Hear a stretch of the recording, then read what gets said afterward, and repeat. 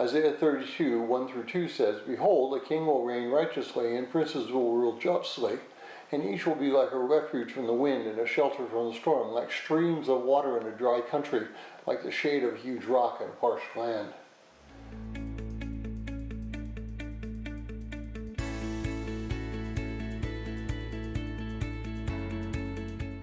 If you're joining us in reading through this 90-day reading plan, today's reading is Isaiah 32, and I encourage you to read that passage.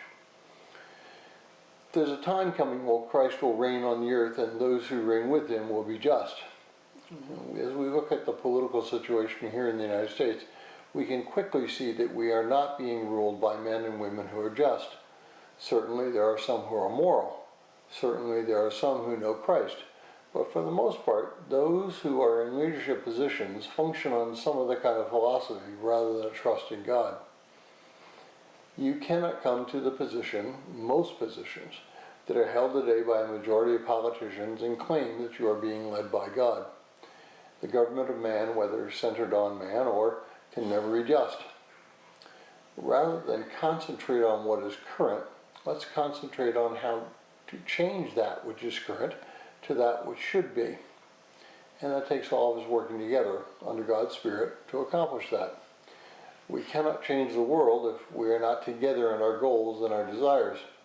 That is also true for church relationships. We in the United States value individualism.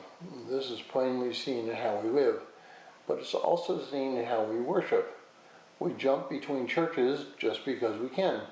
We don't have to work to change our environment. All we have to do is leave and go to another environment that's more pleasing to our psyche. That's not to say that there isn't a time and a place to leave one fellowship for another. But that is not the primary goal in life. We need to stay so that we can bring about change.